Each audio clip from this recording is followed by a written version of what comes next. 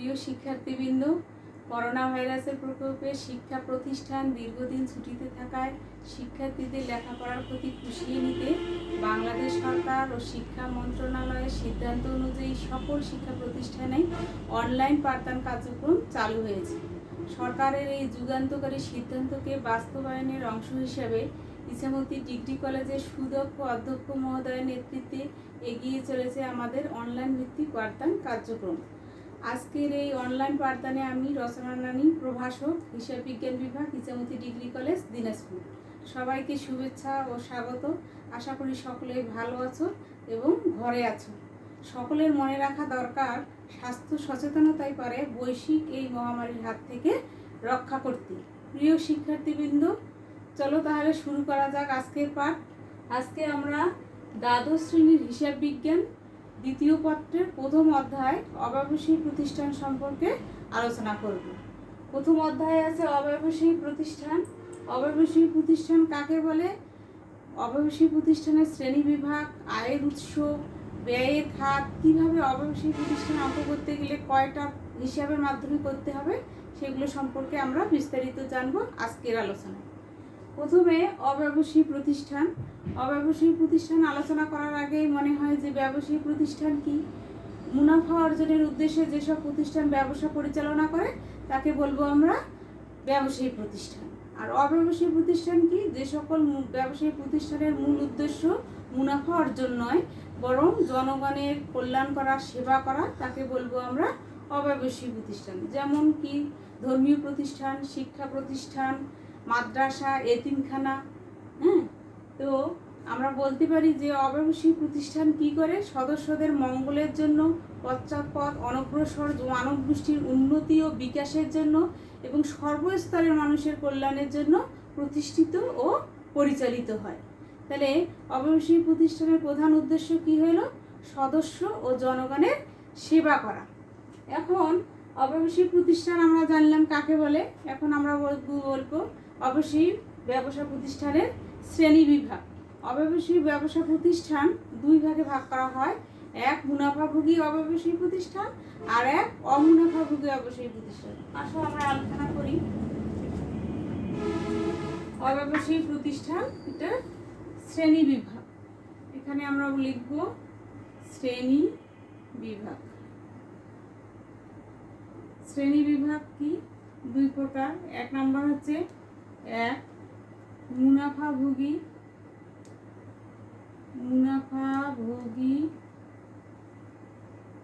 অব্যবসায়ী প্রতিষ্ঠান, আর দুই লিখবো আমরা অমুনাফাভোগী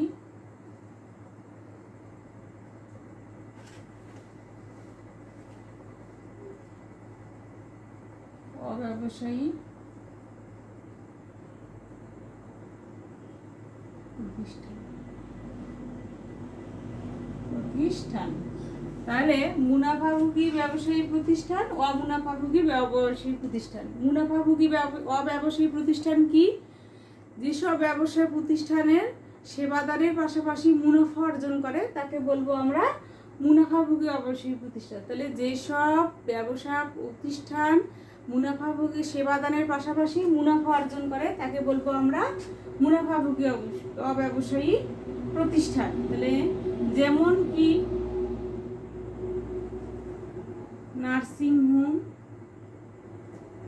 নার্সিংহোম, আর একটা আছে হিসাব বিজ্ঞানী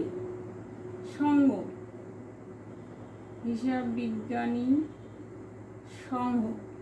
এসব প্রতিষ্ঠান কি করে? মুনাফা অর্জনের পাশাপাশি সেবা দান করে। আর অমুনাফাভোগী অব্যবসায়ী প্রতিষ্ঠান কি? যেসব ব্যবসা প্রতিষ্ঠানের মূল উদ্দেশ্য হচ্ছে সেবা দান করা, মুনাফাভোগের কোনো চিন্তা নাই কর্মকাণ্ডের মধ্যে, তাকে বলবো আমরা অমুনাফাভোগী অব্যবসায়ী প্রতিষ্ঠান। এর উদাহরণ কি? যেমন ধর্মীয় প্রতিষ্ঠান,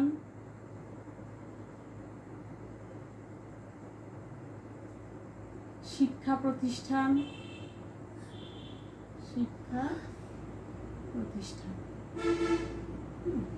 তাহলে অব্যবসায়ী প্রতিষ্ঠান করলাম। প্রথমে অব্যবসায়ী প্রতিষ্ঠান কাকে বলে? যে ব্যবসায়িক প্রতিষ্ঠানের মূল উদ্দেশ্য মুনাফা অর্জন নয়, জনগণের সেবা প্রদান করা, কল্যাণ সাধন করা, তাকে বলবো আমরা অব্যবসায়ী প্রতিষ্ঠান। এই অব্যবসায়ী প্রতিষ্ঠানকে ভাগ করলাম দুই ভাগে। এক, মুনাফাভোগী অব্যবসায়ী প্রতিষ্ঠান, দুই, অমুনাফাভোগী অব্যবসায়ী প্রতিষ্ঠান। মুনাফাভোগী কি? যেসব ব্যবসায়ী প্রতিষ্ঠান সেবা দানের পাশাপাশি মুনাফা অর্জন করে তাকে বলবো আমরা মুনাফাভোগী। আর যেসব অব্যবসায়ী প্রতিষ্ঠান মূল উদ্দেশ্য সেবা দান করা, মুনাফা অর্জন নয়, তাকে বলবো আমরা অমুনাফাভোগী অব্যবসায়ী প্রতিষ্ঠান। এখন শ্রেণী বিভাগ করলাম। এখন আমরা জানবো যে অব্যবসায়ী প্রতিষ্ঠানের আয়ের উৎস আর ব্যয়ের খাতগুলো কি কি।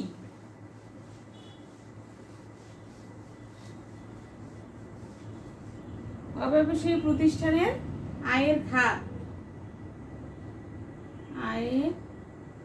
কোন কোন উৎস থেকে আয় হয়। এবার দেখবো আমরা আয়ের খাত কি। একটা হচ্ছে সদস্যদের ভর্তি ফি ও চাঁদা।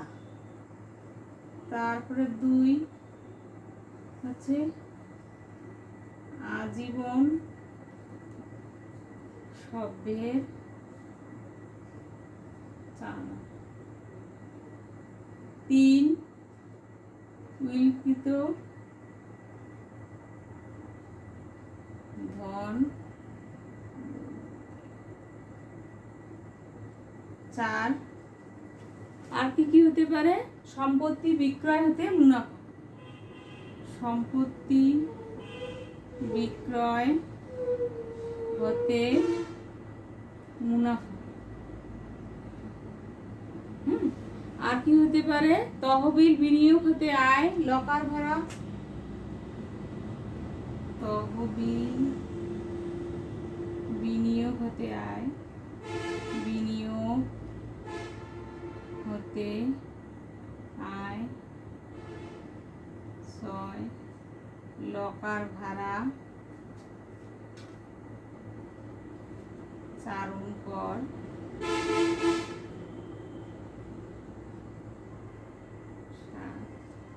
বিভিন্ন উৎস হতে আয়।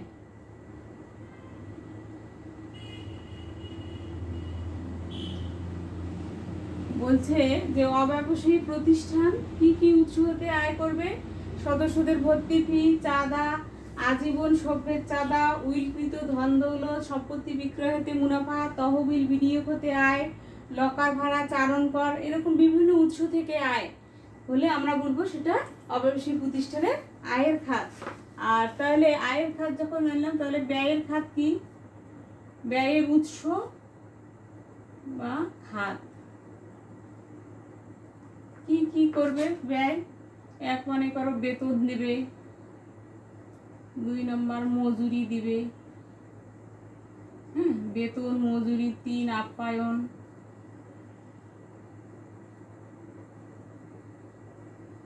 চার, ভূমি উন্নয়ন ব্যয়,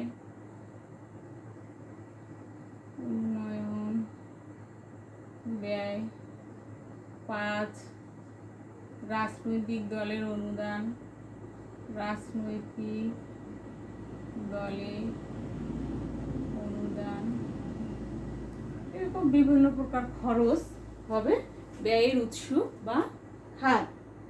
তাহলে আমরা দেখলাম যে অব্যবসায়ী প্রতিষ্ঠান কি কি ব্যয় করে? বেতন দেয়, মজুরি দেয়, আপ্যায়ন দেয়, ভূমি উন্নয়নের ব্যয় দেয়, রাজনৈতিক দলে অনুদান দেয়।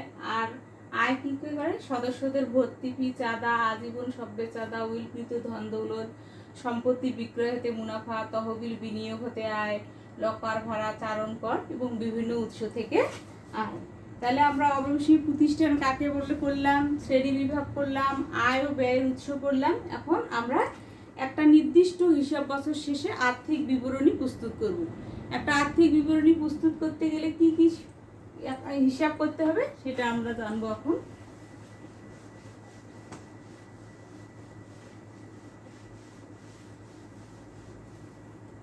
আর্থিক বিবরণী প্রস্তুত করতে গেলে কি কি হিসাব করতে হবে?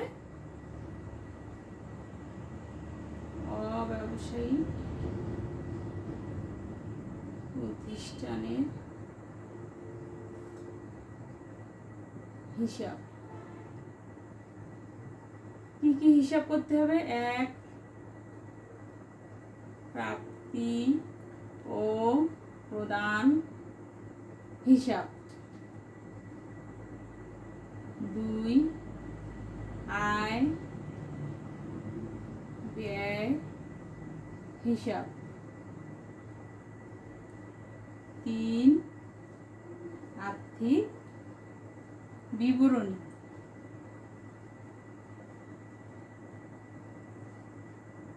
তাহলে দেখো, অব্যবসায়ী প্রতিষ্ঠানের হিসাব যখন করব তখন আমাদের কি কি করতে হবে? প্রাপ্তি প্রদান হিসাব করতে হবে, আয় ব্যয় হিসাব করতে হবে, আর আর্থিক বিবরণী করতে হবে। এখন প্রাপ্তি প্রদান হিসাবে কি হবে বলছে? সকল প্রকার নগদ প্রাপ্তি, সকল প্রকার মূলধন ও মুনাফা জাতীয় প্রাপ্তি ডেবিট পাশে,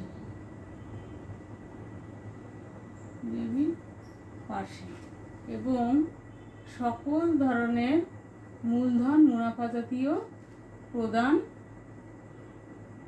ক্রেডিট পাশে,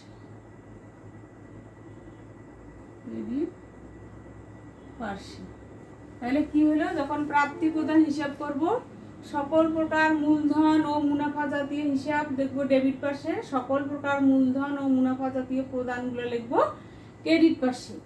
এখন আয় ব্যয় হিসাব যখন করব তখন কি করব? শুধুমাত্র মুনাফা জাতীয় আয় ব্যয় নিয়ে এই আয় ব্যয় হিসাব করব। মুনাফা জাতীয়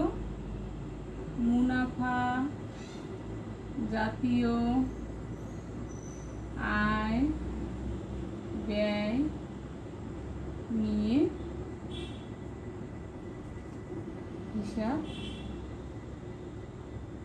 তৈরি করতে, শুধুমাত্র কি মুনাফা জাতীয় আয় ব্যয় নিয়ে আয় ব্যয় হিসাব তৈরি করতে হয়। এখন সম্পত্তি ও দায়ের বিবরণী নিয়ে, দায়ের অবস্থা সম্বলিত যে বিবরণী সেটা হচ্ছে আর্থিক বিবরণী। এটা হচ্ছে কি? সম্পত্তি ও দায়ের আর্থিক অবস্থা সম্বলিত যে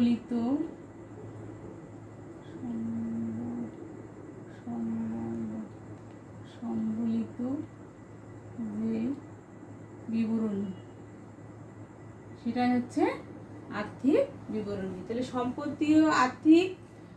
সম্পত্তি ও দায়ের আর্থিক অবস্থা সম্বলিত যে বিবরণী সেটাই হচ্ছে আর্থিক বিবরণী। এই অব্যবসায়ী প্রতিষ্ঠানের অঙ্ক করতে গেলে আমাদের এই 3টে হিসাব করতে হবে: প্রাপ্তি প্রদান হিসাব, আয় ব্যয় হিসাব, আর্থিক বিবরণী হিসাব। প্রাপ্তি প্রদান হিসেবে কি থাকবে? সকল প্রকার মূলধন ও মুনাফা জাতীয় প্রাপ্তি ডেবিট পাশে, আর সকল প্রকার মূলধন ও মুনাফা জাতীয় প্রদান ক্রেডিট পাশে। আয় ব্যয় হিসেবে কি হবে? শুধুমাত্র মুনাফা জাতীয় আয় ব্যয় হিসাব দিয়ে এই আয় ব্যয় হিসাব তৈরি করতে হবে। আর আর্থিক বিবরণী কি? সম্পত্তি ও দায়ের আর্থিক অবস্থা সম্বলিত যে বিবরণী সেটাই হচ্ছে আর্থিক বিবরণী। এই 3টা হিসাব করার পরে আর একটা থাকতে পারে যে প্রারম্ভিক মূলধন তহবিল নির্ণয়। আর একটা কথা থাকতে পারে যে প্রারম্ভিক মূলধন তহবিল নির্ণয়। তাহলে এটা কিভাবে নির্ণয় করব? চলতি বছরের প্রারম্ভিক সম্পদগুলো যোগ করে চলতি বছরের প্রারম্ভিক সম্পদগুলো যোগ করব। প্রারম্ভিক সম্পদ এটা কোনটা? চলতি বছরের প্রারম্ভিক সম্পদ যোগ করে চলতি বছরের প্রারম্ভিক সম্পদ যোগ করে তা থেকে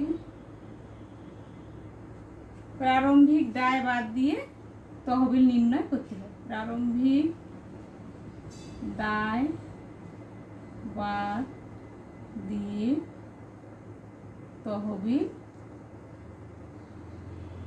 নির্ণয় করতে বোঝা গেছে। এখন দেখো যে অব্যবসায়ী প্রতিষ্ঠানের অঙ্ক যখন করব তখন আমরা প্রাপ্তি প্রদান হিসাব করব, আয় ব্যয় হিসাব করব, আর্থিক বিবরণী করব, তারপরে বলতে পারে 2 মার্কের যে প্রারম্ভিক মূলধন তহবিল নির্ণয় করো। তখন কি করতে হবে, চলতি বছরের প্রারম্ভিক সম্পদগুলো যোগ করব এবং তা থেকে প্রারম্ভিক দায়গুলো বাদ দিয়ে যেটা থাকবে সেটাই হবে প্রারম্ভিক মূলধন তহবিল। একটা অঙ্ক 10 মার্কের, প্রথম ক নাম সৃজনশীল, ক হচ্ছে 2, খ 4, গ 4, তাহলে 4 4 8 2 10। এখন আমরা আমাদের আলোচনা শেষ, অব্যবসায়ী প্রতিষ্ঠান কি, শ্রেণী বিভাগ কি, আয় ব্যয়ের উৎস কি, কিভাবে অঙ্ক করতে হবে। এখন আমরা সরাসরি অঙ্কে চলে যাব। দেখো আমি একটা বই নিয়ে এসেছি, এই বইয়ের একটা অঙ্ক আমি পড়তেছি। দেখো বলছে 2015 সালের 31শে ডিসেম্বর তারিখে সমাপ্ত বছরে মিতালি যুব সংঘের প্রাপ্তি প্রদান হিসাব দেওয়া আছে। আমাদের কি করতে হবে, মূলধন তহবিল নির্ণয় করতে হবে, আয় ব্যয় হিসাব প্রস্তুত করতে হবে। তাহলে এখানে দেওয়া আছে উদ্বৃত্ত দেওয়া আছে, এখানে আয় প্রাপ্তি সমূহ দেওয়া আছে, প্রবেশ ফি, চাঁদা, অনুদান, আপ্যায়ন থেকে প্রাপ্তি। আর প্রদানগুলো আছে ভাড়া, বেতন, আসবাবপত্র ক্রয়, খেলাধুলার সরঞ্জাম, বকেয়া মজুরি, মণিহারি, উদ্বৃত্ত। এখন সমন্বয়ে বলা আছে যে সম্পত্তি ও দায়ের পরিমাণগুলো হচ্ছে খেলাধুলা সরঞ্জাম, বকেয়া চাঁদা, অগ্রিম চাঁদা, হ্যাঁ, এবং 1000 টাকা মূল্যের মণিহারি অবহেলিত আছে। প্রবেশ ফি 50%, অনুদানের এবং 40% মুনাফা জাতীয় ব্যয় হিসেবে করতে হবে। এখন আমাদের করণীয় কি, প্রারম্ভিক মূলধন তহবিল নির্ণয় আর আয় ব্যয় হিসাব। এই যে আয় ব্যয় হিসাব আর প্রারম্ভিক মূলধন তহবিল নির্ণয়। এখন তাহলে আমরা কেমন করে এই অঙ্কটা করবো একটু দেখি দিই।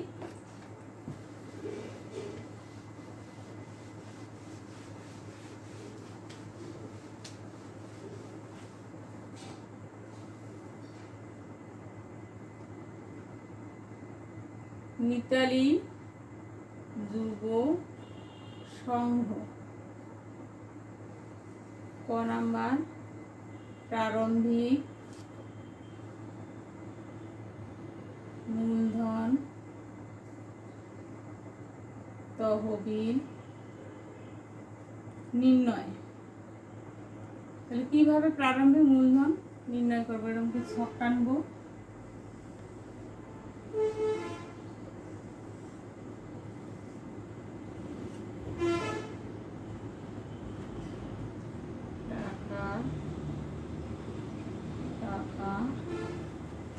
কি লিখবো, দায় ও মূলধন সম্পদ সমূহ, দায় ও মূলধন সম্পদ সমূহ। তাহলে এখানে কি কি দায় থাকলো, দেখো অগ্রিম চাঁদা, অগ্রিম চাঁদা কত আছে, 5000। তারপরে বকেয়া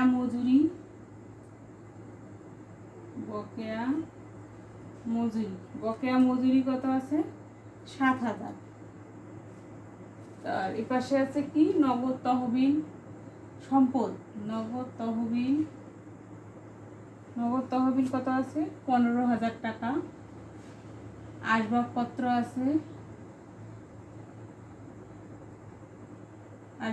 কত আছে, 25000 টাকা। তারপরে আছে খেলার সরঞ্জাম,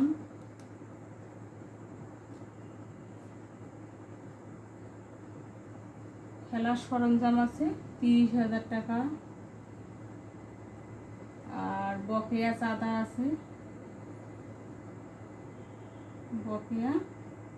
বকেয়া চাঁদা কি 20000 টাকা। তাহলে 30 40 90000 টাকা ক্লোজ করলাম। এপাশে 90000 টাকা আনলাম, ক্লোজ করলাম। এখন 90000 টাকা থেকে আমরা মানে সম্পদ থেকে এই দায়গুলো বাদ দেবো। তাহলে 7 5 12 থেকে 90000 টাকা বাদ দিলে কত হয়, 78000 টাকা। এটাকে বলবো আমরা প্রারম্ভিক মূলধন তহবিল, মূলধন তহবিল। তাহলে এটা আমাদের প্রারম্ভিক মূলধন তহবিল নির্ণয় করা হলো। এটা হচ্ছে মনে করো 2 মার্কের উত্তর। তারপরে করব আমরা আয় ব্যয় হিসাব, তারপর আর্থিক অবস্থার বিবরণী। এখন তাহলে আমরা আজকে এই পর্যন্ত অঙ্ক করি। তোমরা একটা বই কিনবা, আমরা এই বইয়ের অঙ্ক করাবো।